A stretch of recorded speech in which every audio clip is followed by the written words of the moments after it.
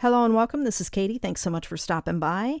Today I'm excited to be back with another project for Maker Forte. This time we're creating some easy watercolor backgrounds using some Color Hive inks.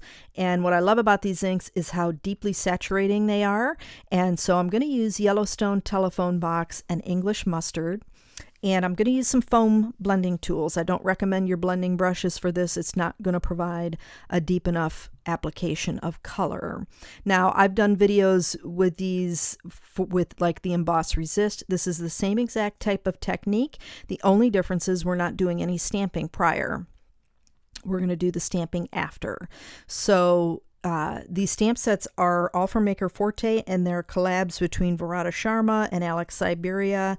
That first stamp was a flower cluster from Varada Sharma, and the second one was the Hello Spring layering stamp set from Maker Forte and Alex Siberia.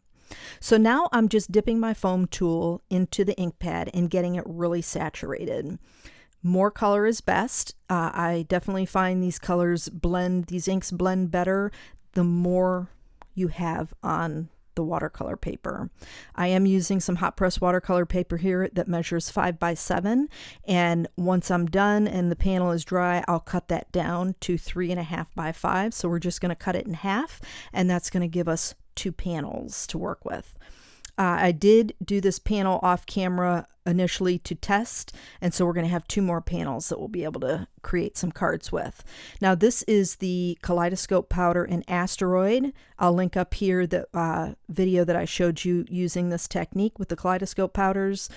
It's simply adding some of the Kaleidoscope powder to some clean clear water in a spray bottle, very much like your Perfect Pearls, and I'm going to spritz it on. And the Asteroid is such a pretty gold shimmer that goes so well with these 3 colors. It's fantastic in real life. So now I'm going to ink up our stamp, and I'm going to ink it up with the Eclipse black ink. And I will stamp this twice so that I get a nice clear impression. The downside to the shimmer sprays and things is that you have to stamp twice just so you get a nice solid impression. So that's what I'm going to do here. And once I get these panels done, it worked out that because I had 4 panels, I was able to do 2 in this flower cluster.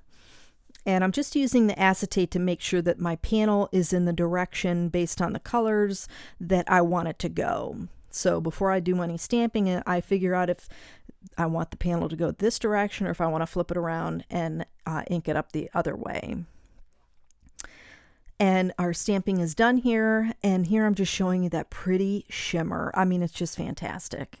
And I do recommend hot press watercolor paper because it's a smooth texture, and your shimmer isn't going to nestle into the nooks and crannies of a cold press paper. Cold press has a lot more texture to it, and so if you don't, if you want that look, then use some cold press watercolor paper.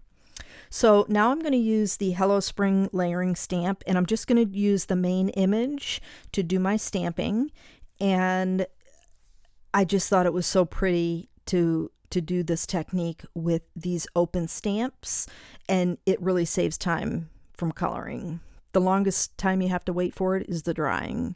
And so those panels are done. And so I'm going to take the Happy Mother's Day from that stamp set, the Hello Spring layering stamp set. So we've got a Mother's Day card.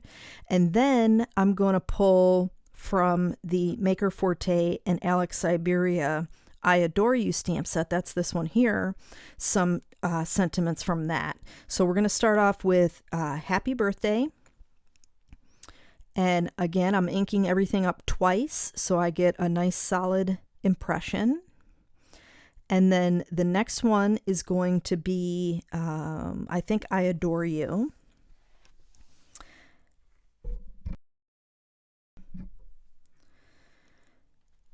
And then the last one is going to be You Are Beautiful. And so I'm just getting that lined up and figured out where I want the placement to be. And again, I'll ink that up twice. Now, these panels measure 3.5 by 5. So I did take 2 pieces of heavyweight white cardstock to put behind them. One, the watercolor paper was a little bit warped, so it helped to flatten them out, but it also gave a little bit of dimension so that it popped up a little bit off the card base, which is just an A2 side folding card base. You could use foam tape or foam, foam padding, the sheets of foam to do this as well. I just don't have that stuff anymore. I try not to buy it, and so I just use cardstock to add that dimension. But that is going to finish up the cards. I hope you enjoyed the video. If you did, please give it a thumbs up, and don't forget to subscribe to the channel. Be sure and check the description box below. That's going to take you to different links to the products that I use, but it's also, there's a link down there to the Crafter Party, the Maker Forte Facebook group. We'd love to have you join us over there and share what you guys are creating, because we just love to see what you guys are doing. I hope you have a fantastic day, and I'll catch you in the next video.